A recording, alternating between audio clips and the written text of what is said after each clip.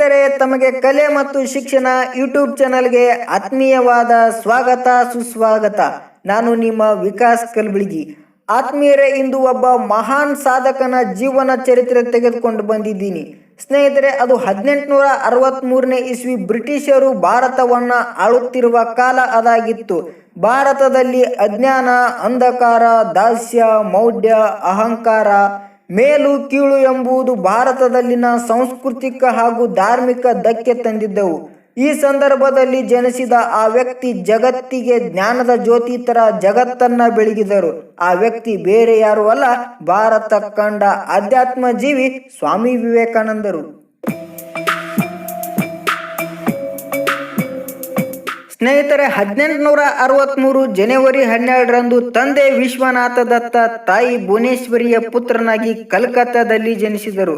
ಇವರ ಮೊದಲ ಹೆಸರು ನರೇಂದ್ರನಾಥ ದತ್ತ. ಕಲ್ಕತ್ತಾ ವಿಶ್ವವಿದ್ಯಾಲಯದಲ್ಲಿ ಇವರು ಪದವಿ ಪಡೆದು ಮುಂದೆ ರಾಮಕೃಷ್ಣ ಪರಮಹಂಸರ ಶಿಷ್ಯರಾದರು.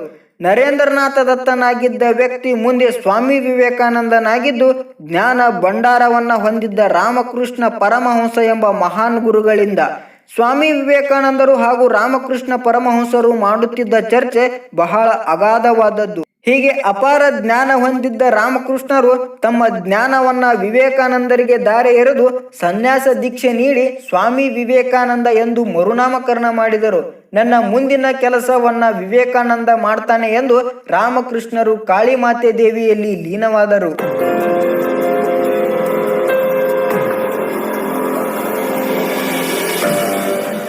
ಗುರುಗಳ ಅಗಲಿಕೆಯ ನಂತರ ಸ್ವಾಮಿ ವಿವೇಕಾನಂದರು ಸುಮಾರು 5 ವರ್ಷಗಳ ಕಾಲ ಭಾರತವನ್ನ ಸುತ್ತಾಡಿದರು.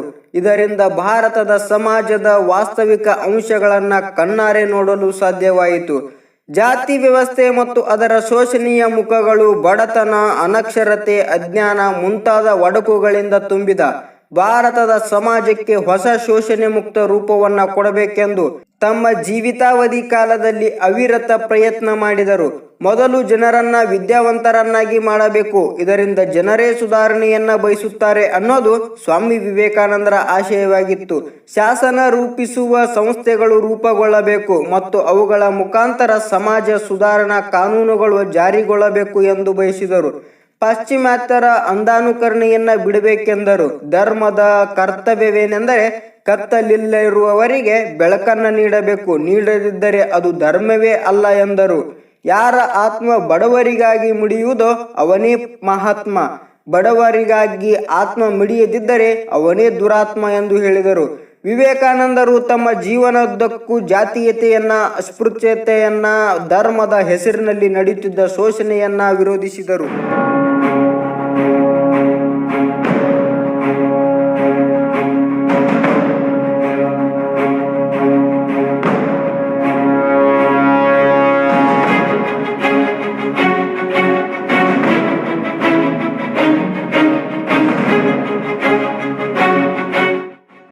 ಒಂದು ದಿನ ಸ್ವಾಮಿ ವಿವೇಕಾನಂದರು ಮಲಗಿರುವಾಗ ಒಂದು ಅದ್ಭುತವಾದ ಕನಸನ್ನ ಕಂಡರು.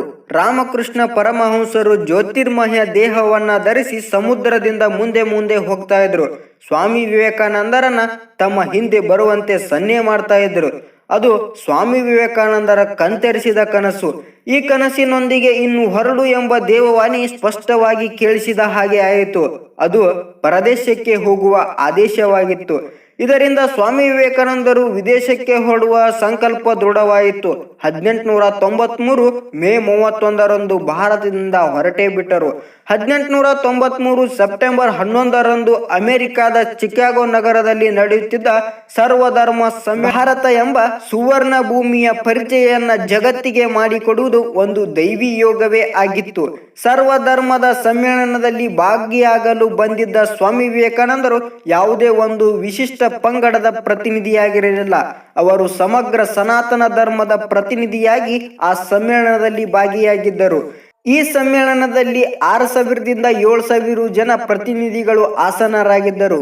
ವಿದೇಶಿಗರು ಭಾರತೀಯರನ್ನ ಅನಾಗರಿಕರು ಎಂದು ತಿಳಿದಿದ್ದರು. ಆದರೆ ಸ್ವಾಮಿ ವಿವೇಕಾನಂದರ ಭಾಷಣದ ಮೊದಲು ಸಾಲುಗಳಾದ ಸಹೋದರ ಸಹೋದರಿಯರ ಎಂಬ ಮಾತಿಗೆ ಅಲ್ಲಿನ ಜನ ಚಪ್ಪಾಳೆಗಳ ಸುರಿಮಳೆಯೇ ಸುರಿಸಿದರು. ಭಾಷಣದಲ್ಲಿ ಇವರು ಯಾವುದೇ ಧರ್ಮವನ್ನ ನಿಂದನೆ ಅಥವಾ ಟೀಕೆ ಮಾಡಲಿಲ್ಲ. ಯಾವುದೇ ಧರ್ಮವನ್ನ ಅವರು ಶೂದ್ರ ಎನ್ನಲಿಲ್ಲ.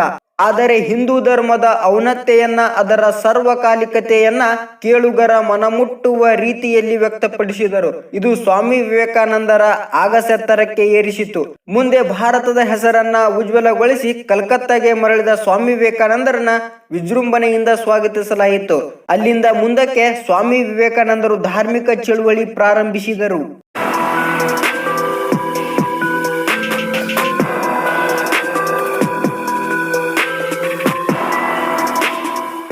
1897ರಲ್ಲಿ ಸ್ವಾಮಿ ವಿವೇಕಾನಂದರು ಕಲ್ಕತ್ತಾದ ಬಳಿಯ ಬೇಲೂರಿನಲ್ಲಿ ರಾಮಕೃಷ್ಣ ಆಶ್ರಮವನ್ನು ಸ್ಥಾಪಿಸಿದರು. ಸ್ವಾಮಿ ವಿವೇಕಾನಂದರ ಗುರುಗಳಾದ ರಾಮಕೃಷ್ಣರ ಚಿಂತನೆ ಮತ್ತು ಆಶೆಯನ್ನ ಜನರಿಗೆ ತಲುಪಿಸುವುದೇ ಈ ಮಠದ ಉದ್ದೇಶವಾಗಿತ್ತು. ಸ್ವಾಮಿ ವಿವೇಕಾನಂದರು ಕೇವಲ ಜ್ಞಾನ ತಪಸ್ಸುಗಳಲ್ಲಿ ಲೀನವಾಗಲಿಲ್ಲ, ಬದಲಿಗೆ ಯುವಶಕ್ತಿಯನ್ನ ಬಡದೆಬ್ಬಿಸಲು ಏಳಿ ಎದ್ದೇಳಿ ಗುರಿ ಮುಟ್ಟುವವರೆಗೆ ನಿಲ್ಲದಿರಿ ಎಂಬ ವಾಕ್ಯದೊಂದಿಗೆ ಯುವಕರ ಅಜ್ಞಾನದ ಕತ್ತಲೆಯನ್ನ ಹೊಡೆದೊಡಿಸಲು ಪ್ರಯತ್ನಿಸಿದರು.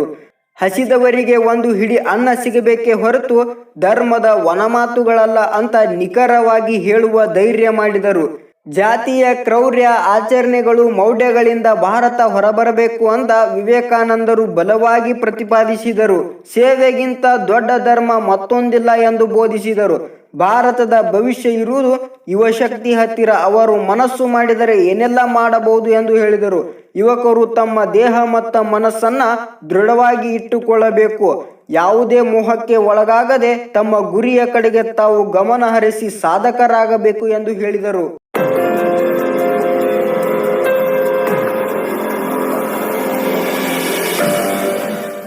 ರಾಮಕೃಷ್ಣರಿಂದ ಪಡೆದ ಮುಖ್ಯ ಬೋಧನೆಗಳಲ್ಲೊಂದಾದ ಎಲ್ಲರಲ್ಲೂ ದೇವರಿದ್ದಾನೆ ಅನ್ನೋದು ಸ್ವಾಮಿ ವಿವೇಕಾನಂದರ ಮಂತ್ರವಾಯಿತು. ಎಲ್ಲರಲ್ಲೂ ದೇವರಿದ್ದಾನೆ ಅಂದಮೇಲೆ ಎಲ್ಲರೂ ಸಮಾನರು, ಇಲ್ಲಿ ಯಾರೂ ಮೇಲಿಲ್ಲ ಯಾರೂ ಕೀಳಿಲ್ಲ ಎಂದು ಹೇಳಿದರು. ಇದನ್ನೆಲ್ಲವನ್ನ ಹೋಗಲಾಡಿಸಲು ಸ್ಥಾಪಿಸಲಾದ ರಾಮಕೃಷ್ಣ ಮಠದ ಶಾಖೆಗಳು ಪ್ರಪಂಚದಾದ್ಯಂತ ಸ್ಥಾಪಿಸಲ್ಪಟ್ಟವು.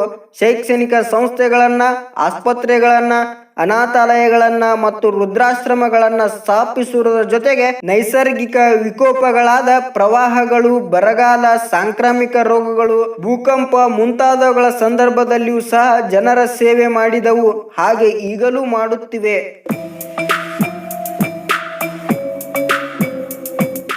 ಜನರಲ್ಲಿ ವಿವೇಕ ಹೀನವಾಗಿ ಮೌಢ್ಯದಲ್ಲಿ ಮುಳುಗಿ ಸ್ವಾಭಿಮಾನವನ್ನ ಮರೆತಾಗ ವಿವೇಕ ತುಂಬಲು ಆ ಭಗವಂತ ಬಂದೇ ಬರ್ತಾನೆ.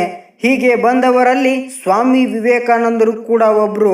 ಭಾರತದಲ್ಲಿ ಜ್ಞಾನದ ಜ್ಯೋತಿಯನ್ನ ಹಚ್ಚಿ ಮೌಢ್ಯವನ್ನ ಪ್ರಶ್ನಿಸಿ ಜನರಲ್ಲಿ ಜಾಗೃತಿ ಮೂಡಿಸಿ ತಮ್ಮ 39ನೇ ವಯಸ್ಸಿನಲ್ಲಿ ಅಂದ್ರೆ 1902 ಜುಲೈ 4ರಂದು ಈಗಿನ ಪಶ್ಚಿಮ ಬಂಗಾಳದ ಬೇಲೂರು ಮಠದಲ್ಲಿ ವಿವೇಕಾನಂದರು ದೇಹತ್ಯಾಗ ಮಾಡಿದರು. ಸ್ವಾಮಿ ವಿವೇಕಾನಂದರು ತಮ್ಮ ದೇಹತ್ಯಾಗ ಮಾಡುವ ದಿನಾಂಕವನ್ನ ಕೂಡ ಅವರು ತಿಳಿಸಿದರಂತೆ.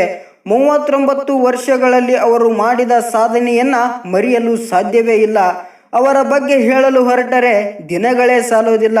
ಈ ಅಲ್ಪ ಸಮಯದಲ್ಲಿ ಸ್ವಲ್ಪ ಹೇಳಿ ಈ ವಿಡಿಯೋನ ಇಲ್ಲಿಗೆ ಮುಗಿಸಿ ಮತ್ತೊಂದು ವಿಡಿಯೋದಲ್ಲಿ ತಮಗೆ ಸಿಗ್ತೀನಿ. ಜೈ ಹಿಂದ್, ಜೈ ಕರ್ನಾಟಕ.